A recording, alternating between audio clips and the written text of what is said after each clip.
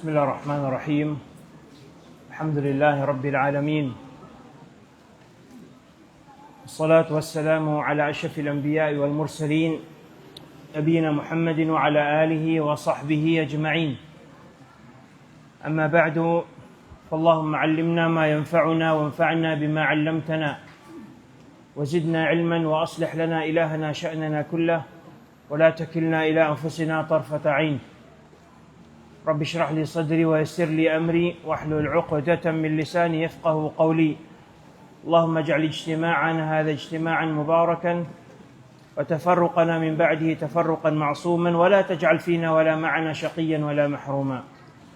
ثم أما بعد أيها الإخوة, ito ang panglima at panghuling bahagi ng pag-aaral natin sa mga gabing ito ng buwan ng Ramadan, na kung saan tayo ngayon ay nasa ikasyam na gabi ng Ramadan sa taong ito 1447, na kung saan ay wawakasan natin ngayon ang pagtalakay patungkol sa maani ad'iya wa adhkar as-salah. Ibig sabihin yung mga kahulugan ng mga dua at mga adhkar na binabasa natin sa tuwing tayo ay magsala. Talakay na natin ang patungkol sa kahulugan ng takbir na paulit-ulit nating binabasa o sinasabi sa tuwing tayo ay nagsasala. Ganon din ang adhkar sa pagruku' at sa pagtayo mula sa pagruku'. Ganon din ang dhikr sa pagsujud at ang jalsatu bayna sajdatain, yung dhikr sa pagitan ng dalawang pagsujud. At ngayon, tatalakay natin biidhnillah ang patungkol sa binabasa nating dhikr bago tayo magtatapos sa sala, ang patungkol sa at-tahiyyat.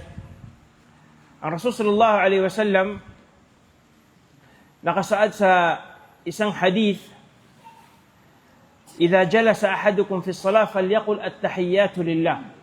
Ila akhir hadith. Sinabi niya, kapag ang isa sa inyo umupo na sa sala, ibig sabihin para wakasan niya, tapusin niya ang pagsasala niya, mamamaalam na siya sa pagsala, ay sabihin niya ang dhikr na ito, ang at-tahiyyatu lillah. At maraming siga ang nakasaad mula sa Rasul sallallahu alaihi wasallam patungkol sa binabasa niya sa huling part ng kanyang pagsala. Subalit ang pinakamahalaga ay meron tayong maunawaan sa kahulugan ng at-tahiyyat.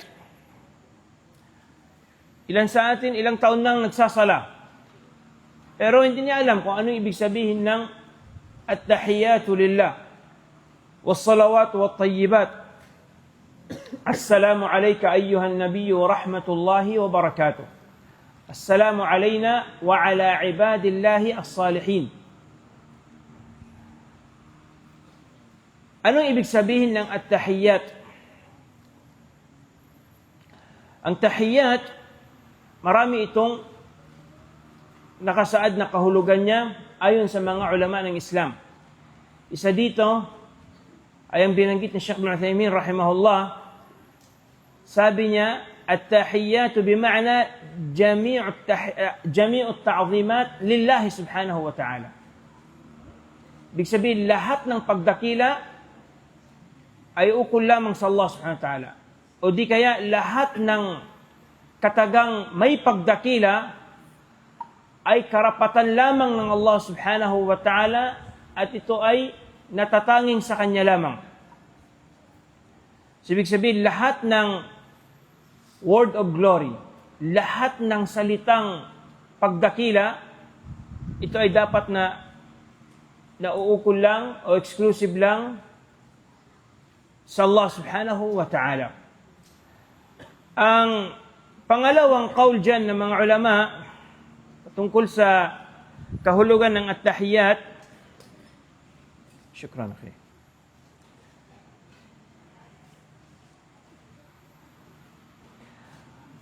At-tahiyyat bima'na ad-du'a bil-baqa wal-hayah. Ibig sabihin, nananalangin ka na o di kaya pinupuri mo ang Allah subhanahu wa ta'ala, nataglay niya ang buhay na walang hanggan. Dahil ang salitang tahiyya, hango siya sa salita ng mga Arabo na hayyakallah. Ibig sabihin, mabuhay ka, buhayin ka nawa ng Allah subhanahu wa ta'ala. Ang mga Arabo, kapag binabati nila ang isa't isa, nagkakasalubungan sila sa daan, isa sa paraan ng pagbabati nilang, sinasabi nilang, hayyakallah. Naway, buhayin ka ng Allah, o di pahabain ng Allah ang buhay mo. At sa pagsabi natin sa sala at tahiyyatu lillah, ibig sabihin, ang buhay na walang hanggan ay karapatan lamang ng Allah subhanahu wa ta'ala. Bima'na anna al-baqa' ad-daim lillahi wahdahu subhanahu wa ta'ala. Pangatlong qaul, ang qaul na yan ay nakasaad na sinabi ni Imam al-Azhari sa kitab niya Tahdhibul Lugha. Pangatlong qaul, sa ibig sabihin ng at-tahiyyat, bima'na as-salamatu min al-afat wa jami' al-uyubi wan naqais. Ibig sabihin,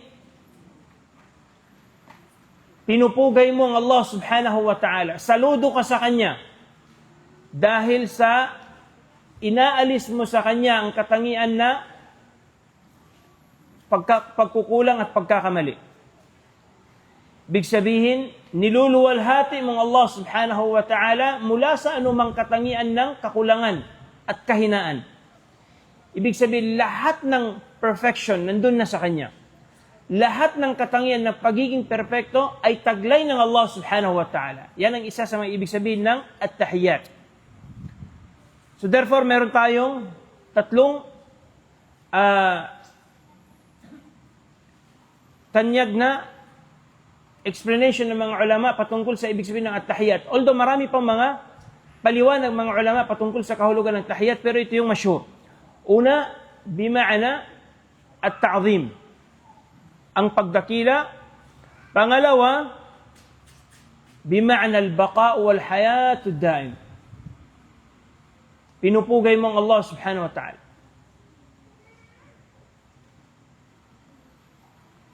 Sumasaludo ka sa Kanya, taglay niya ang buhay na walang hanggan. Ganon din, taglay ng Allah subhanahu wa ta'ala ang as-salamatu min al-uyubi wal afat. Wala siyang anumang kapintasan, wala siyang anumang kakulangan, wala siyang anumang kahinaan. Ang tahiyya, ya ikhwa, sa salat, ito na ang pinakamataas na antas ng pagpupugay, ng pagpuri, ng paggalang, pagpapakita ng paggalang. Lahat, every word na sinasabi mo sa tahiyya, nangangahulugan ng pagdakila, ng pagrespeto at paggalang mo sa Allah subhanahu wa ta'ala. At-tahiyyatu lillah. Ang tahiyyat ay wagas na taglay lamang ng Allah subhanahu wa ta'ala. At nabanggit natin sa inyo yung tatlong kahulugan ng at-tahiyyat ayon sa mga ulama ng Islam. Was-salawat, ganun din ang lahat ng salawat ay wagas lamang sa Allah subhanahu wa ta'ala. Tanging sa Kanya lamang ang lahat ng salawat. At ang ibig sabihin ng salawat na ito, lahat ng dua, lahat ng panalangin. Dahil ang sala, ibig sabihin niyang dua, ang panalangin. Maging ito man ay wajib, fard, sunnah, witr, tahajjud, ano pa man, lahat ng sala, dapat ay ialay lamang natin sa nag-iisang Panginoon na karapat dapat sambahin ng Allah subhanahu wa ta'ala. Kagaya ng sinabi niya sa isang ayat sa Quran Al-Karim, Qul inna salati wa nusuki wa mahyaya wa mamati lillahi rabbil alamin. So ganun natin ipinapakita, ipinapahayag ang pagdakila at paggalang sa Allah subhanahu wa ta'ala. Sinasabi natin na ang lahat ng tahiyyat ay wagas lamang na sa Kanya. Angkin lamang ito ng Allah subhanahu wa ta'ala. Walang sino man ang maaring mag-aangkin nito except sa Kanya. Pangatlo, wat-tayyibat. Tahiyatu lillah, was-salawat, wat-tayyibat. Ang tayyibat, ibig sabihin niya, as-sifat wal-awsaf at-tayyibat lillahi azza wa jalla. Ibig sabihin, lahat ng mabubuti, mabubuting katangian, mabubuting salita, mabubuting gawa, ay taglay lamang at angkin lamang ng Allah subhanahu wa ta'ala. Allah subhanahu wa ta'ala walang sinasabi kung hindi haq, kundi pawang kabutihan. Ang Rasul sallallahu alaihi wasallam sa isang hadith, sinabi niya, "Inna Allaha tayyibun, la yaqbalu illa tayyiba." Allah subhanahu wa ta'ala ay mabuti at wala siyang tinatanggap kung hindi ang mabuti. Ganon din lahat ng gawain ng tao na mabuti, lahat nito ay babalik sa Allah subhanahu wa ta'ala. Ilayhi yas'adul kalimu tayyib wal amalu salihu yarfa'u. Lahat ng mabuting gawain, lahat ng mabuting salita ay babalik sa Allah subhanahu wa ta'ala. Meron pa bang higit na ganitong pagpupuri, pagdakila, kumpara sa sabihin mo, at-tahiyat lillah, was-salawat, wat-tayyibat. Wala nang mas higit pa dito, ayyuhal ikhwa. Pagkatapos mong purihin ng Allah subhanahu wa ta'ala, anong sunod na sasabihin mo? Babanggitin mo naman ang patungkol kay Propeta Muhammad sallallahu alaihi wasallam. Sinasabi natin, Assalamu alayka ayyuhan nabiyyu wa rahmatullahi wa barakatuh. Ano ibig sabihin ng katagang ito? Assalamu alayka ayyuhan nabi. Ang salam, alam nating lahat na ito ay isa sa mga kabilang sa 99 names ng Allah subhanahu wa ta'ala. Kabilang sa mga asma'ullahil husna. Anong dalil? Sinabi ng Allah subhanahu wa ta'ala, wal malikul quddusu as-salam. Subalit, ang point natin dito, ang kahulugan ng salam dito, hindi yung salam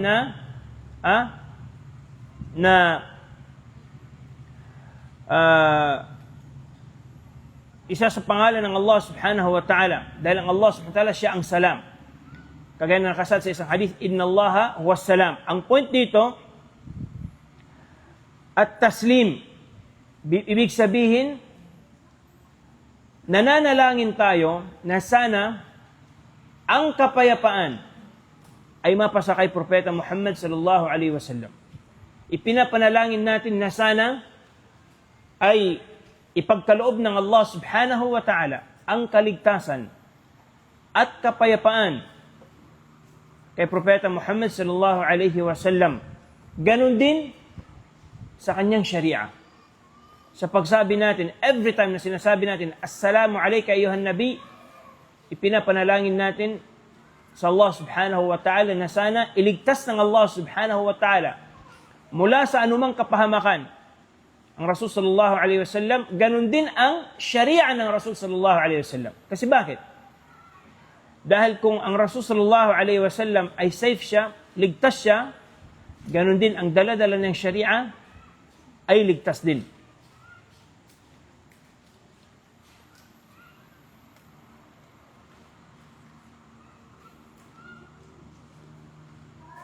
Assalamu alayka ayyuhan nabiyyu wa rahmatullah wa barakatuhu.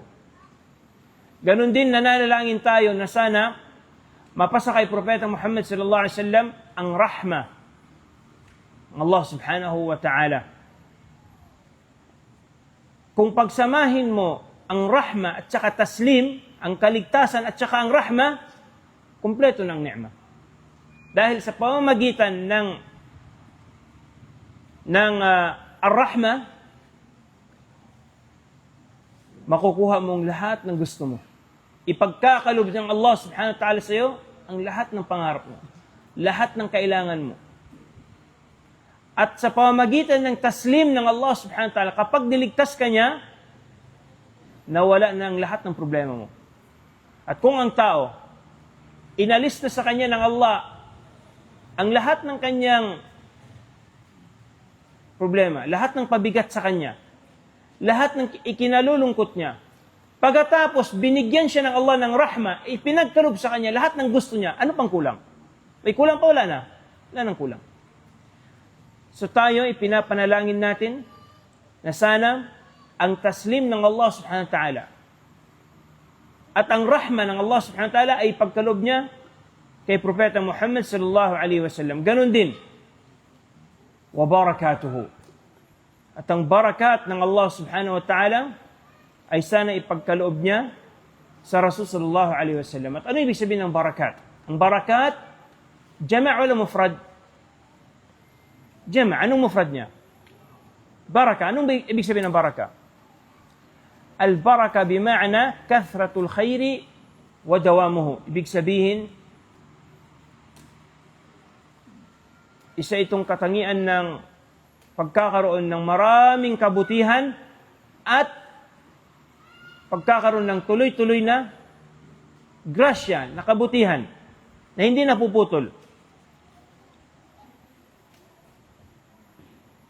So, ibig sabihin, kapag magtahiya tayo, nananalangin tayo, na ipagkaloob ng Allah subhanahu wa ta'ala kay Propeta Muhammad sallallahu alaihi wasallam ang tatlong bagay. Ang taslim, ang baraka, ang taslim, ang rahma, at saka ang baraka. Ang maraming kabutihan. Hindi natin nakakalimutan ang Rasul sallallahu alaihi wasallam. Every time tayo magsala, ipinapanalangin natin siya. Man la yashkurin nas, la yashkurillah. Tayo, hindi tayo magiging Muslim, ayyuhal ikhwa, kung hindi dahil sa Allah subhanahu wa ta'ala, pagkatapos ay sa gabay sa atin ng Rasul sallallahu alaihi wasallam, sa patnubay ng Rasul sallallahu alaihi wasallam. Paano natin malaman ang sala kung hindi niya ipinarating sa atin? Paano natin matutunan ng sharia ng Allah subhanahu wa ta'ala kung hindi nagsakripisyo ang Rasul sallallahu alaihi wasallam? Ang Muslim ay marunong tumanaw ng utang na loob. At ang unang tao na dapat nating hindi kaligtaan sa lahat ng mga dua natin ay ang Rasul sallallahu alaihi wasallam. Laqad ja'akum rasulun min anfusikum azizun 'alayhi ma 'anittum harisun 'alaykum bil mu'minina raufur rahim. Laqad kana lakum fi rasulillahi uswatun hasanatun liman kana yarjullaha wal yawmal akhir. Pagkatapos mong banggitin ang hak ng Allah subhanahu wa ta'ala, pagkatapos hak ng Rasul sallallahu alaihi wasallam, sinusunod nating binabanggit ang ating sarili. Dito darating yung daur natin, yung term natin. Sinasabi natin, Assalamu alayna wa ala ibadillahi salihin. Ibig sabihin, naway ang pagpapala, ang kapayapaan, ang kaligtasan ay pagkaloob sa atin ng Allah subhanahu wa ta'ala. Sabihin, ikaw, sarili mo, wa ala ibadillahi salihin, ganun din. Hindi lang sarili mo ang ipinagdudua mo sa sala, bagkus maging ang lahat ng mga Muslimin, nananalangin ka na sana ipagkaloob ng Allah sa lahat ng mga matitinong mga alipin niya, lahat ng matinong alipin niya, ang salama, ang kabutihan. Lahat ng ibadullah salihin sa langit at sa lupa, sinasali natin sila sa ating mga dua every time tayo magsala. Dahil ang Muslim, mahal niya ang kapwa niya Muslim. Hindi makasarili ang Muslim. Al-Muslimu akhul Muslim. La yadhlimuhu, wa la yahqiruhu, wa la yakhdhuluhu. Ganon din, mathalul mu'minina fi tawadduhim, wa tarahumihim, wa ta'atihim, kamathalil jasadil wahid. Para silang isang katawan lang. Every time tayo magdua, hindi natin nakakaligtaan ang mga kapatid nating mga sa pananampalataya. Kaya nga, merong isang lumapit sa isang sheikh. Sabi niya, Sheikh, huwag mo akong kalimutan sa iyong sala, sa iyong dua. Sabi niya, in kunta minas salihin, fala ansak. Sabi niya, kung kabilang ka sa mga salihin, hindi kita makakalimutan. Dahil every time sabi niya na magsala ako, lagi kong sinasabi, Assalamu alayna wa ala ibadillahi salihin. Nasali mo na siya sa iyong pagdua.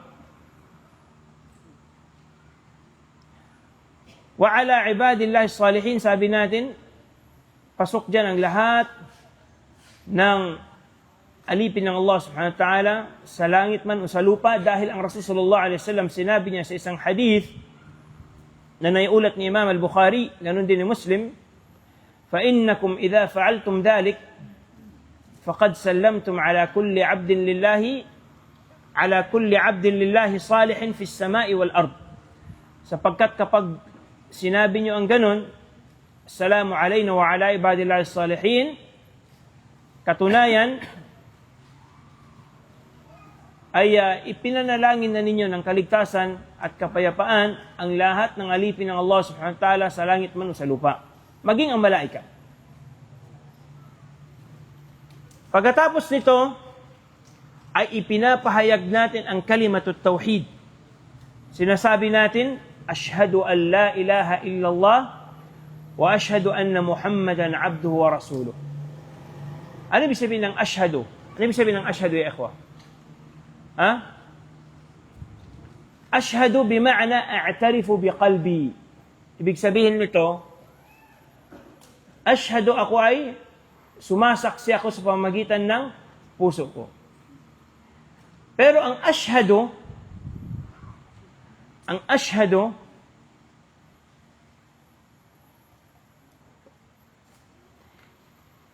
mas higit pa siya sa iqrar, sa pag-amin. Di mo sinasabing, inaamin ko, tinatanggap ko. Ang witness, kapag sinabi niyang, ako ang saksi. Pwede ka bang maging saksi? Pwede kang maging witness. Samantalang, wala ka sa ground nung nangyari yung insidente. Di ba, merong accident na nangyari. Merong accident. Pagkatapos may nagtanong, sinong nakasaksi ng insidente? Sabi mo, ako. Tapos ikaw, sa time na yun, nandun ka sa Manila. Ang insidente dito si Jensen. Pwede ka bang tawagin na eyewitness?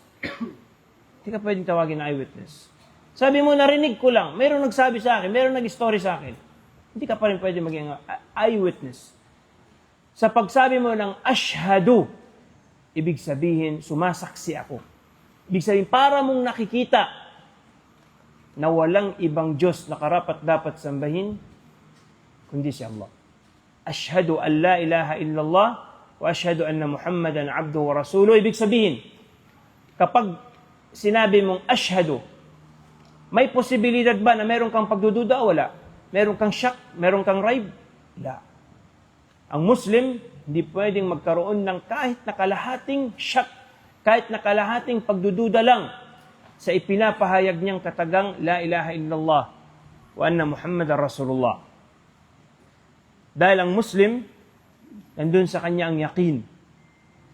Mapapakinabangan lamang niya ang pagsyahada kapag natitiyak niya na walang halong pagdududa na la ma'buda bihaqqin illallah, walang Panginoon na karapat dapat sambahin kundi si Allah subhanahu wa ta'ala lamang. Ashhadu an la ilaha illallah. Isa sa pagkakamali ng mga awam, maraming tao, sinasabi na, ashhadu anna la ilaha illallah. Anong tama? Ashhadu an la ilaha illallah. Bisukun ang nun. Ang nun, sukun yung haraka niya.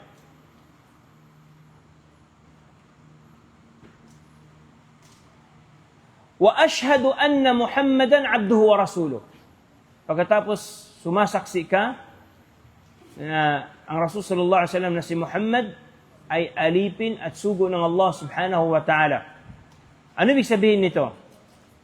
Ano ibig sabihin na siya ay alipin ng Allah subhanahu wa ta'ala? Ibig sabihin na siya ay alipin ng Allah subhanahu wa ta'ala, ibig sabihin, abdun la yu'bad. Isa siyang alipin na hindi mo maaring sambahin. Dahil kahit pa siya, propeta, mananatili pa rin siyang alipin. Ibig sabihin, kapag alipin siya, pwede mo siyang sambahin o hindi? Hindi pwede. Dahil katulad, pareho lang kayo. Ano lang pagkakaiba ninyo? Ano ang pagkakaiba natin sa Rasul sallallahu alaihi wasallam? Ha? Sa akhir aya ng Suratul Kahf, ano sinabi ng Allah subhanahu wa ta'ala? Akhir aya sa Suratul Kahf. Ha? Manadhkur. Ha? فمن كان يرجو لقاء ربه فليعمل عملا صالحا ولا يشرك بعبادة ربه أحد. لا، قبل ذلك الآية التي قبلها ها؟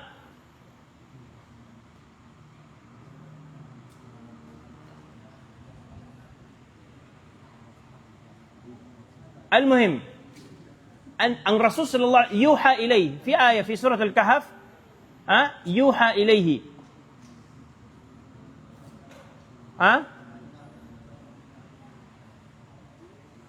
يوحى إليه أنه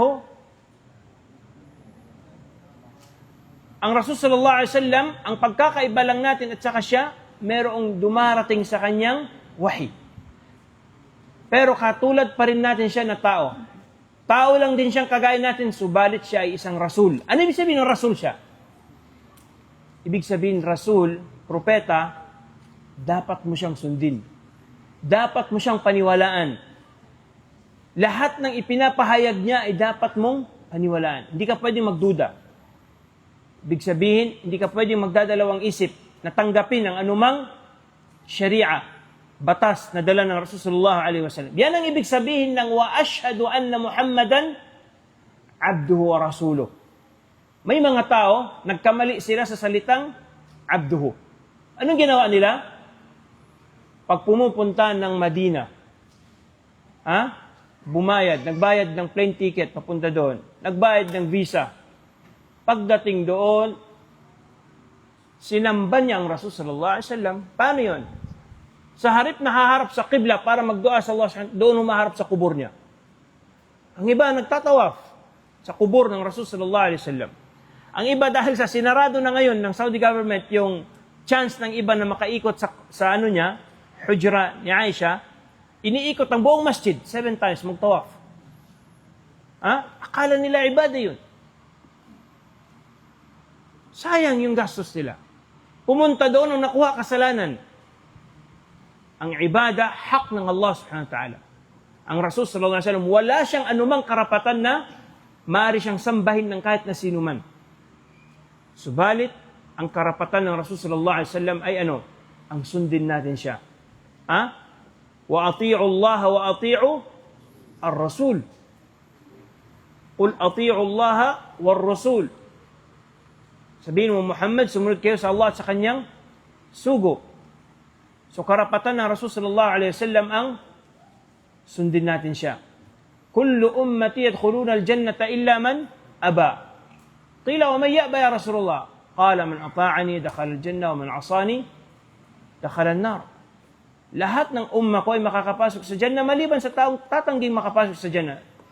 Tinanong siya, sino ba ya Rasulullah ang ayaw makapasok sa Jannah? Sabi niya, ang sino man ang susunod sa akin ay makakapasok sa Jannah. Ang sino naman ang sumuway sa akin makakapasok sa nar. Ibig sabihin, karapatan ng Rasul sallallahu alaihi wasallam ang sundin natin siya. Pero ang Rasul sallallahu alaihi wasallam hindi siya maaring sambahin ng kahit na sino man. Yan ang ibig sabihin ng sinasabi nating wa ashhadu anna Muhammadan Rasulullah. Ibig sabihin niya, sasamba ka sa Allah subhanahu wa ta'ala sa paraan ng pagsamba ng Rasul sallallahu alaihi wasallam. Kung paano siya sumamba, ganun ka rin dapat sasamba. Ang iba hindi. Sumasamba sila sa paraang nagugustuhan nila. Ang iba, sinabi na sa kanila ng Rasul sallallahu alaihi wasallam, sumu li ru'yatihi wa aftiru li ru'yatihi. Mag-ayuno kayo, magbase kayo sa pagtingin ng buwan. Ang iba, alam ba ninyo, merong nauna sa atin mag-fasting ng 3 days before. Ang iba 2 days before. Ang iba 1 day before. Tingnan lang ninyo ngayong Eid. makakakita rin kayo ng mag-advance party. Ha? Advance mag-Eid. Kasi bakit? Hindi nila nasunod ang mandato ng Rasul sallallahu alaihi wasallam na napaka-simple. Sumu liru'yati wa aftiru liru'yati. As-sawmu yawma yasumu an-nas wal fitru yawma yaftiru an-nas. Wal adha yawma yudahhi an-nas. Kung kailan mag-Idul Fitr, mag-Idul Adha ang mga tao, saka rin kayo mag-Idul Fitr at Idul Adha. Sumabay kayo sa mga tao. Gusto sa atin ng Sharia ang sabay-sabay tayo sa pag-Eid.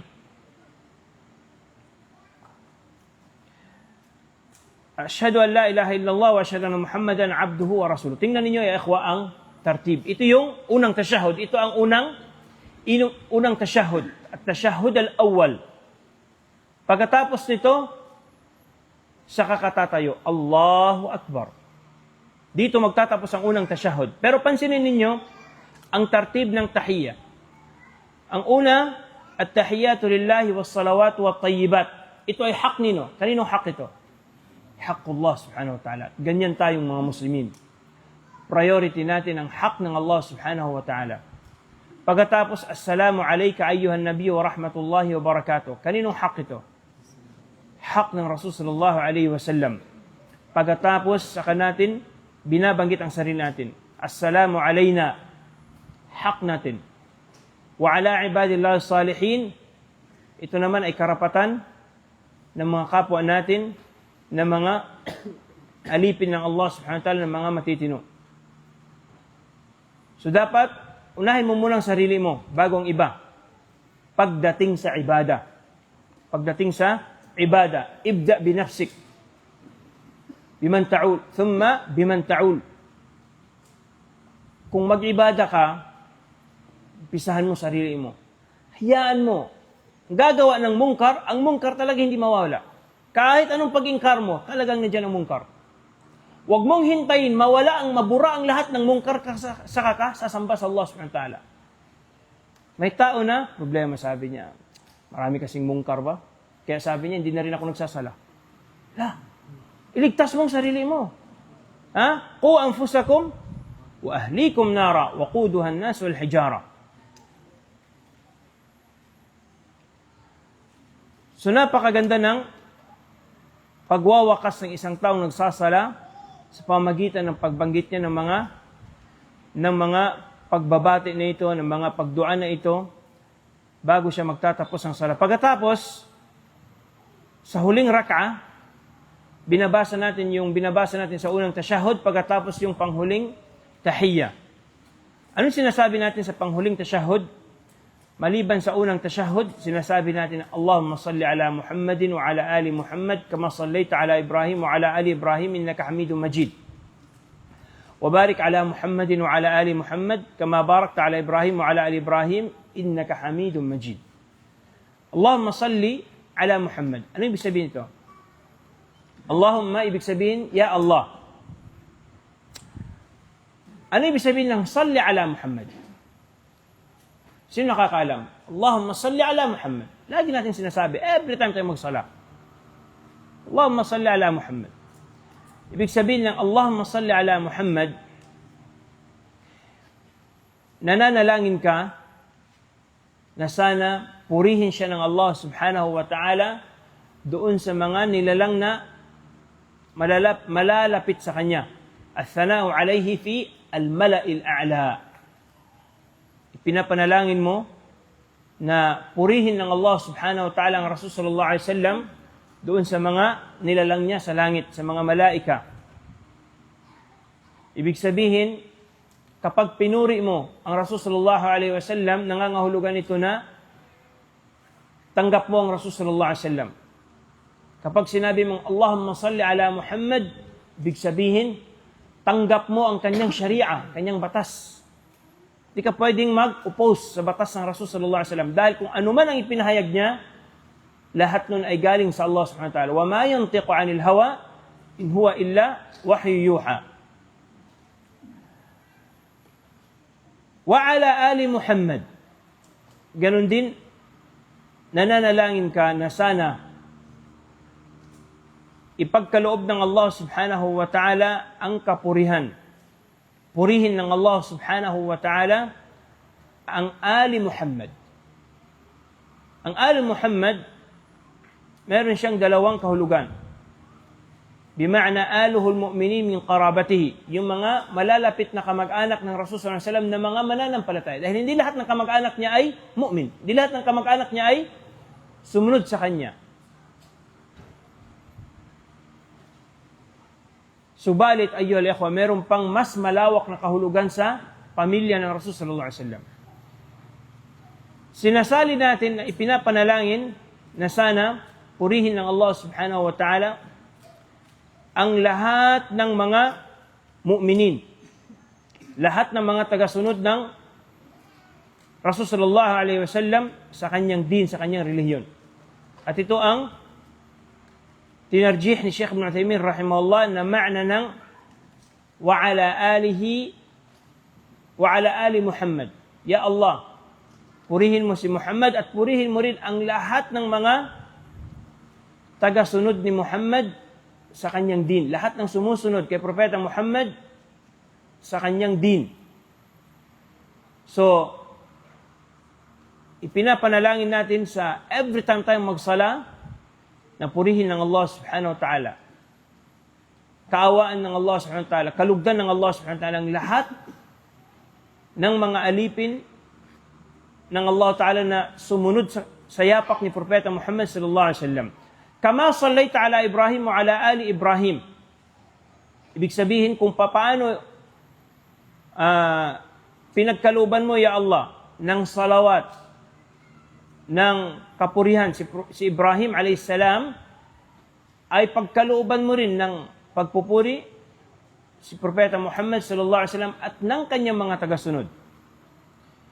Sabi ng mga ulama, ang jumla na ito, kama sallaita ala Ibrahim wa ala ali Ibrahim, min babi tawassul bi af'alillahi ala nadhiri. Ibig sabihin, binabanggit mo kung ano yung ginawa ng Allah subhanahu wa ta'ala sa isang bagay. Ang Allah subhanahu wa ta'ala, pinuri niya si Ibrahim. Nag-praise siya kay Ibrahim. In-acknowledge niya si Ibrahim, ni-recognize niya si Ibrahim. Ganon din nananalangin tayo sa Allah subhanahu wa ta'ala na sana i-recognize din niya ang Rasul sallallahu alaihi wasallam, i-acknowledge niya kasama ang kanyang mga tagasunod sa kanyang din. Innaka Hamidum Majid. Ano ibig sabihin ng innaka Hamidum Majid? Hamid bima'na mahmud. O bima'na hamid. Ang Allah subhanahu wa ta'ala ibig sabihin, ikaw lamang ya Allah ang Hamid. Ibig sabihin ang pinupuri mo kung sino yung karapat dapat purihin. At ang Allah subhanahu wa ta'ala pinupuri niya ang mga propeta, ganun din ang mga alipin niyang mga matitino, mga salihin. Ganun din ang Allah subhanahu wa ta'ala Majid. Al-Majdu bima'na al-'azama. Ibig sabihin ng Allah subhanahu wa ta'ala ang pinakadakila. Ya Rab, ikaw ang pumupuri ng kahit na sino ang gusto mo, ikaw ang nagtataglay ng kadakilaan. Innaka Hamidum Majid. Pagkatapos ng tashahhud, pagkatapos sinasabi natin, wa barik ala Muhammadin wa ala ali Muhammad kama barakta ala Ibrahim wa ala ali Ibrahim innaka Hamidum Majid. Nananalangin tayo na sana ang baraka ay mapasa kay Propeta Muhammad sallallahu alaihi wasallam at sa kanyang mga tagasunod kung paano ipinagkaloob ng Allah subhanahu wa ta'ala ang baraka kay Ibrahim at sa pamilya ni Ibrahim o sa mga tagasunod ni Ibrahim alayhis salam. Pagkatapos ng tashahhud, isa sa utos sa atin ng Rasul sallallahu alaihi wasallam, sabi niya sa hadith ni Abi Hurairah, "Idza faraga ahadukum min at-tashahhud al-akhir, falyata'awwadh billahi min arba'." Kapag natapos ng magtashahhud ang sino man sa inyo sa pagsala, ay humingi siya sa Allah ng panalangin na iligtas siya laban sa apat. Ilayo sa kanya ng Allah subhanahu wa ta'ala ang fitna ng apat na bagay. Ilayo sa kanya ng Allah subhanahu wa ta'ala ang apat na fitna. Ano ito? Una, adhabi jahannam. Sabi ni Ibn Abbas, kana Rasulullah sallallahu alaihi wasallam yu'allimuna tashahhud kama yu'allimuna surata min al-Quran. Pagkatapos dito, ayyuhal ikhwa, after ng tashahhud, inutusan tayo ng Rasul sallallahu alaihi wasallam na manalangin na sana ilayo tayo ng Allah mula laban sa apat na fitna. Sabi ng ibang ulama, ang utos dito ng Rasul sallallahu alaihi wasallam, falyata'awwadh min arba'. ibig sabihin, humingi kayo ng isti'adha laban sa apat, sabi ng ibang ulama, wajib, ito ay wajib. Hindi pwedeng magsalam ka na hindi ka nanalangin sa Allah subhanahu wa ta'ala na iligtas ka niya laban sa apat na kasamaan. Sabi ng iba, ito ay mustahab, sunna lang. Kagaya ng pinili ng majority at ng jumhur ng mga ulama. Ganun pa man, sabi ni Sheikh Ibn Uthaymeen rahimahullah, al-qawlu bil-wujub, qawlun qawi. Ganun pa man sabi niya, ang mga nagsasabi na wajib, na dapat bago ka magsalam, ipanalangin mo muna sa Allah na iligtas ka niya laban sa apat nito, na ito ay wajib. Dahil sa utos ito ng Rasul sallallahu alaihi wasallam. Dahil ang utos niya, al-amru yaqtadil wujub. Kahit si Sheikhul Islam Ibn Taymiyyah rahimahullah, sinabi rin niya, annahu yajibu an yasta'idha min hadhihi al-arba'. At binanggit niya, pinaburan niya ang madhab ni Imam Ahmad ibn Hanbal rahimahullah. Kaya huwag nating kaligtaan. Every time tayo magsala, after natin magtashahud, ang basahin natin ang dua na itinuro sa atin ng Rasul sallallahu alaihi wasallam, ang sabihin natin, Allahumma inni a'udhu bika min adhabi jahannam, min adhabi al-qabr, wa min fitnati al-mahya wal-mamat, wa min fitnati al-masih ad-dajjal. Ano ibig sabihin ng apat na fitna na ito? Una, Allahumma inni a'udhu bika min adhabi jahannam. Ano ibig sabihin ng jahannam? Ya Allah, ilayo mo ako mula sa kaparusahan ng jahannam. Ang jahannam ay isa sa mga pangalan ng nar. Kaya nga nakapagtataka ang iba, binibigyan nila ng maling pangalan ng anak nila. Sinasabi nila ang pangalan ng anak niya ay si Jahim. Jahim, bima'ana nar, impyerno.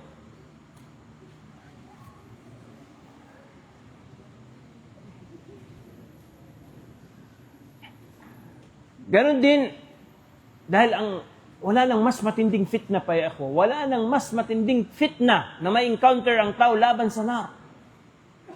Hawakan mong kandila. Kaya mong hawakan ang kandila 1 minuto? Hindi mo kaya. What more na kung doon ka natitira sa nar, sa apoy? Yun na ang pagkain mo, yun na ang lahat mo, yun na ang tirahan mo, ang impyerno. Meron pa bang mas matinding fitna doon? Wala na. Kaya, huwag nating kalimutan, humingi sa Allah ng proteksyon, ilayo niya tayo laban sa fitna nito. Allahumma inni a'udhu bika min adhabi jahannam, wa min adhabi al-qabr. At ya Allah, iligtas mo ako, ilayo mo ako, nagpapakup-kup ako sa iyo, laban sa kaparusahan ng qabr. Laban sa parusa sa ilalim ng qabr. Dahil ang tao, ya ikhwa, makakaranas siya ng parusa sa qabr. May mga tao na makakaranas, may experience nila ang walang hanggang parusa. Sa libingan pa lang sila. Bago sila darating sa kabilang buhay, sa libingan pa lang sila, parurusahan na sila ng Allah subhanahu wa ta'ala. Kapag ang tao namatay na, alam din ninyo ang hadith na ito, kapag namatay na ang isang tao, umuwi na yung mga naglibing sa kanya, darating ang 2 malaikat, tatanungin siya ng 3 tanong. Man rabbuka? Man nabiyuka wa ma dinuka? Kapag hindi siya makasagot, yudrabu bimitraqatin min hadid. Papaluin siya ng maso na gawa sa bakal. Yung maso na yun, kapag ipinanghampas yun sa bundok, matutunaw yung bundok. What more na sa isang malit na tao? So, yun ang magiging sitwasyon ng tao sa kubur niya hanggang sa papayag ng Allah subhanahu wa ta'ala, papahintulutan na niyang muling babangon sa libingan niya ang mga tao. Kailan yun? Hindi natin alam. Allahu a'lam. Sa adhabul qabr, may mga tao ang permanent na yung parusa nila sa kabar. Sino sila? Yung mga kuffar. Mga taong namatay na hindi sila nag-testify na ang tunay na Panginoon na dapat sambahin ay yung Panginoon na lumikha sa langit at lupa. May mga tao naman na parurusahan ng Allah sa libingan nila ng pansamantala. Sino sila? Yung mga usatul mu'minin, yung mga makasalanan mula sa mga mu'minin. At kabilang sa binanggit ng Rasul sallallahu alaihi wasallam na mapaparusahan sa libingan nila, yung mga taong walang delikadesa sa sa pag dumi nila, ganun din sa pananalita nila. Hindi sila maingat sa tuwing naglalabas sila ng dumi nila at naglalabas sila ng mga salita nila. Sino yun? Isang araw ang Rasul sallallahu alaihi wasallam napadaan sa libingan. Pagkatapos, sabi niya, amma ahaduhuma, ang dalawa na ito, isa sa kanila, innahuma yu'adzaban, la yu'adzaban. Ang dalawa na ito, sabi niya, na nasa libingan, ay kasalukuyang pinaparusahan ng Allah subhanahu wa ta'ala. Dahil ang kaso ng isa sa kanila, amma ahaduhuma fakana la yastatiru bil bawl. Lalabas ng ihi niya, umiihi siya, tapos tumatalsik sa kanya yung ihi niya. Tapos yun lang gagamitin niya magsala. Yung bakterya bumabalik sa kanya. Wala, hindi siya maingat. Pangalawa, yung pangalawa fakana yamshi bin namima.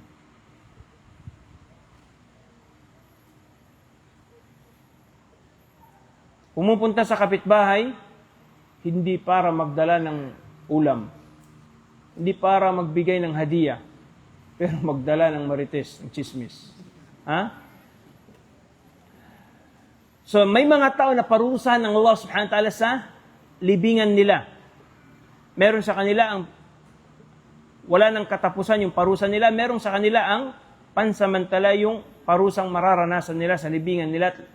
Hingin natin sa Allah subhanahu wa ta'ala na iligtas tayo laban sa lahat ng mga bagay na ito. Pagkatapos sinasabi natin, wa min fitnatil mahya wal mamat, wa min fitnatil masih ad-dajjal.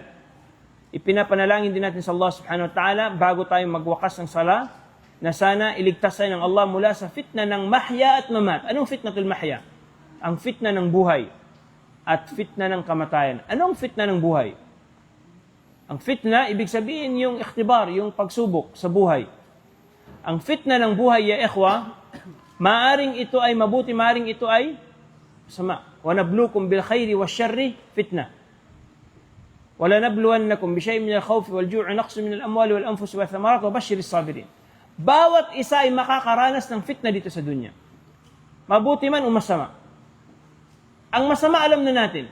Kagaya limbawa, namatayan ka, maaksidente ka, mawalan ka ng pera, mawalan ka ng masunugan. Lahat ito ay musiba. Lahat nito ay masamang pagsubok. Ang mabuting pagsubok naman, yung bigyan ka ng Allah subhanahu wa ta'ala, pagkaluban ka niya ng ni'ma, pagkatapos hindi ka makapagsukur. Hindi mo siya mapagpasalamatan. Fitna yun. Isa yun sa mga fitna sa buhay ng isang tao. Andyan na sa iyo ang lahat. Pero hindi mo pa rin masabi ang alhamdulillah. Kung minsan, ang fitnatul mahya, ang ibtila na ipaparating ng Allah sa isang tao ay sa din. Patungkol sa kanyang din. Sa kanyang relihiyon. At ang fitnatul din, imma syubhatun wa imma syahwa. Kung minsan, yung mga maling doktrina, maling akida, maling pananaw sa din. May iba sabi nila, sapat na. Bakit sabi na kailangan pang sunnah? Sapat na ang Quran. Sabi naman ng iba, bakit sabi nila kailangan pang maghijab?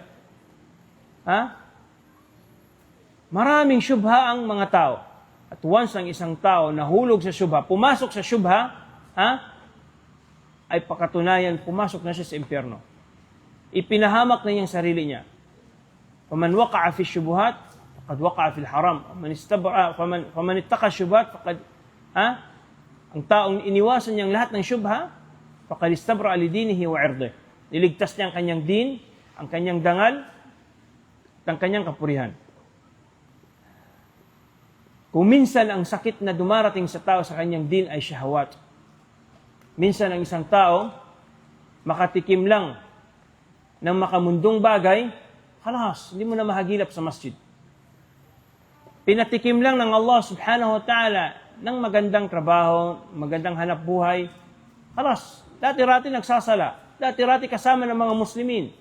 Pagkatapos, all of the sudden, hindi mo na mahagilap. Kasi bakit? Nahumaling na sa dunya, na fitna ng dunya.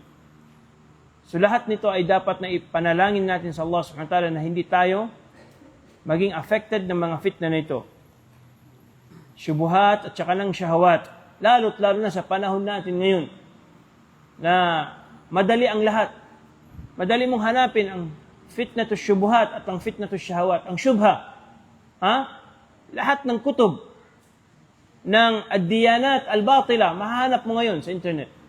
Lahat ng maging ang kitab ng mga sahara, yung references na ginagamit ng mga mangkukulam, ma-download mo na ngayon.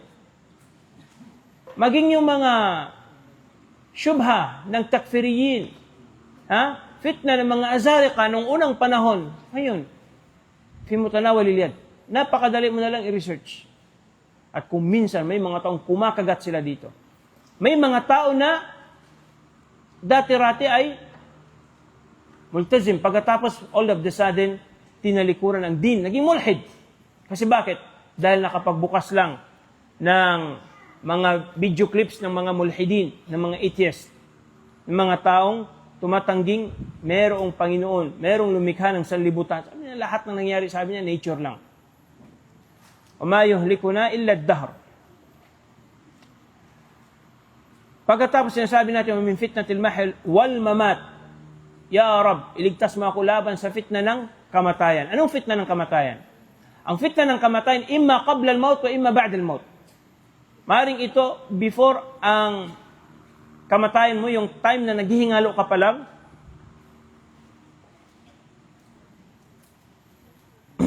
o di kaya yung time na matapos ka nang mamatay. Yung fitna, sa time na nag-aagaw buhay ka pa lang, ang syaitan ay haris. Ayaw niya na ang maging last word mo ay, La ilaha illallah.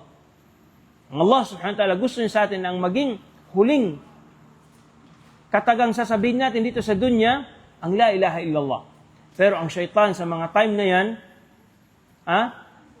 doon siya mag-e-effort. Sisikapin niya na ang tao ay hindi niya masabi ang La ilaha illallah.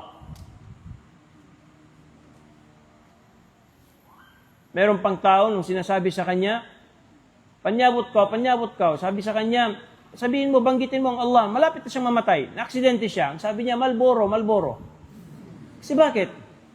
Ang bukang bibig niya, ganyan, sigarilyo, patay sindi. Hanggang sinabutan ng kamatayan. Ganon din, ang fitna ba'da al-maut. Hinihingi natin sa Allah na iligtas tayo sa fitna ng once na tayo ay namatay na. Dahil ang mu'min, kagaya na nakasaad sa isang hadith, ang tao kapag namatay na siya, darating sa kanya ang dalawang malaika. Tatanungin siya, man rabbuka, ma dinuka, man nabiyuka. Ang mu'min, anong sagot niya?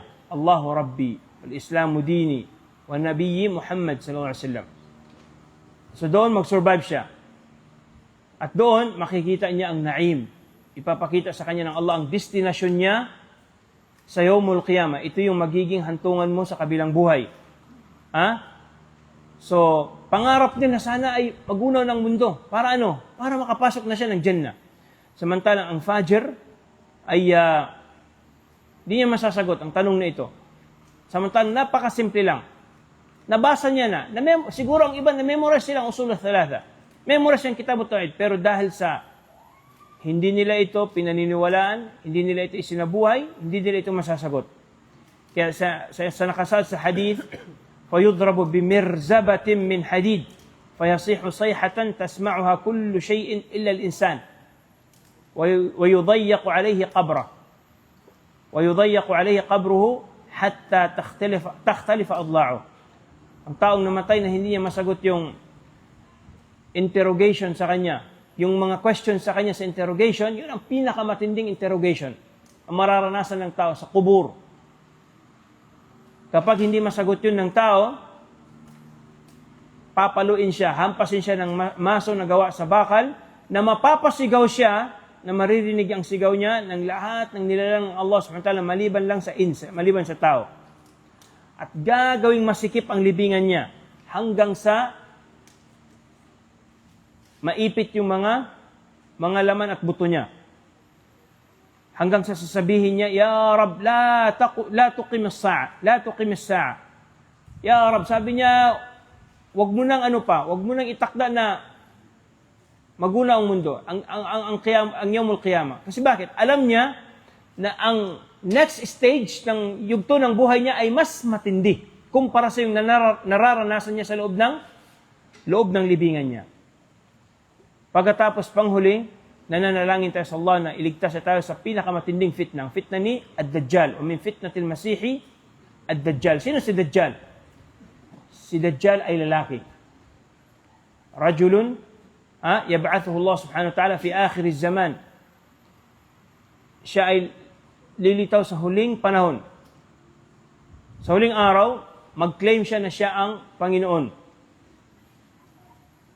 At ang Allah subhanahu wa ta'ala, itatakda niya na si Dajjal ay magkaroon ng kapangyarihan. Kaya niyang buhayin ang patay. Kaya niyang magpaulan.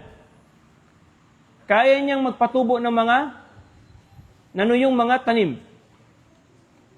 At meron siyang Jannah, meron din siyang nar. Ang lahat ng papasok sa Jannah niya, mapapahamak. Lahat ng papasok sa nar niya, yun makakasurvive. Lahat ay makakaranas ng fitna ni Dajjal at walang magsusurvive maliban na lamang sa mga mu'min. Dahil bakit?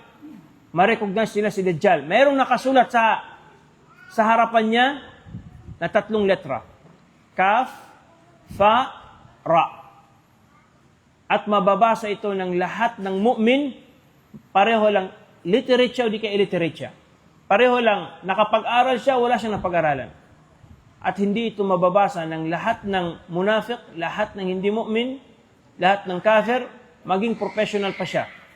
Kahit pag-ano siya kagaling magbasa. So ang fitna ni Dajjal, marami ang mapapahamak sa kanya. At si Dajjal, iikutin niya ang buong mundo para hikayatin yung mga tao na sumama sa kanya. Subalit, may encounter niya si Isa alayhi salam. Sa akida natin ng mga Muslimin, si Jesucristo, muling babalik sa lupa sa huling araw, at siya ang papatay kay Antikristo, kay Dajjal. At doon, magwawakas ang fitna ni Dajjal. Pagkatapos nito, after ng tahiyat, after mo mag-isti'adha sa Allah subhanahu wa ta'ala ng patungkol sa apat, o laban sa apat, isa sa utos sa atin ng Rasul sallallahu alaihi wasallam, thumma yad'u li nafsihi bima ahab. Thumma liyatakhayyar, sinabi niya sa isang hadith, thumma liyatakhayyar ba'du min al-mas'alati ma sha' aw ma ahab. Rawahu Abu Dawud. Pagkatapos ito ay sikapin ng mu'min na magdua ng kahit na anumang dua o manalangin siya sa Allah. Humiling siya sa Allah subhanahu wa ta'ala ng kahit na anumang gusto niya. Ibig sabihin, binuksan na naman sa ngayon ang pintuan ng KCC. La. Ang Allah, binuksan niya sa iyo ngayon ang pintuan niya. At ang pintuan ng Allah subhanahu wa ta'ala,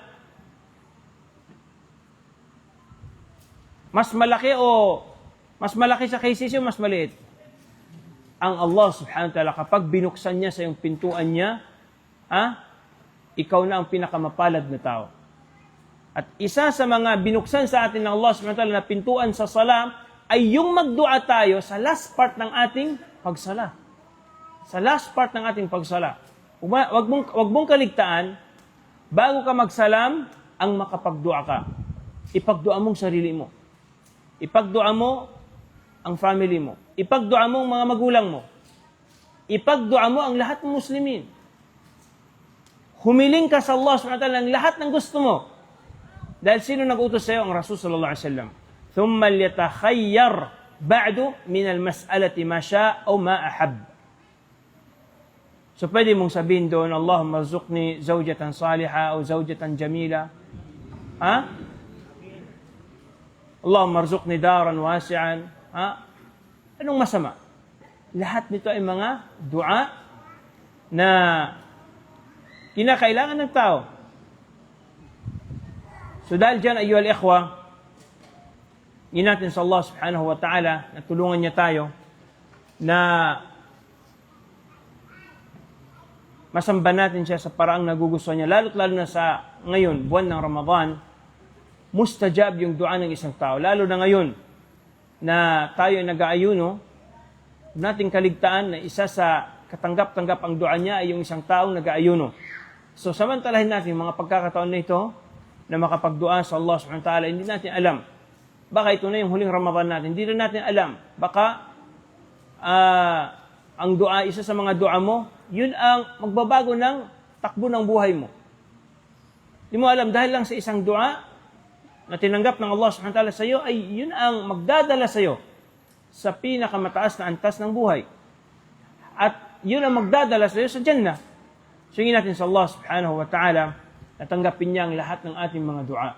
Nasa Allah subhanahu wa ta'ala an yataqabbala minna salih al-amal وأن يرزقنا الصدق والإخلاص في القول والعمل. اللهم ارزقنا صلاح النية والذرية والعمل. اللهم إنا نسألك الهدى والتقى والعفاف والغنى. اللهم إنا نسألك علما نافعا ورزقا طيبا وعملا صالحا متقبلا. اللهم اختم لنا بالصالحات. اللهم اختم لنا بالصالحات. اللهم ارزقنا حسن الخاتمة. اللهم إنا نسألك أن ترزقنا فعل الخيرات وترك المنكرات وحب المساكين، وإذا أردت بعبادك فتنة فاقبضنا إليك غير مفتونين. اللهم فرج هم المهمومين ونفس كرب المكروبين واقض الدين عن المدينين واشف مرضانا ومرضى المسلمين. اللهم إنا نسألك أن تجعلنا من المخلصين المتقين. اللهم اجعلنا من عبادك الصالحين. اللهم ارزقنا حبك وحب من يحبك وحب كل عمل صالح يقربنا إلى حبك. وصلى الله وسلم على نبينا محمد وعلى آله وصحبه أجمعين والحمد لله رب العالمين.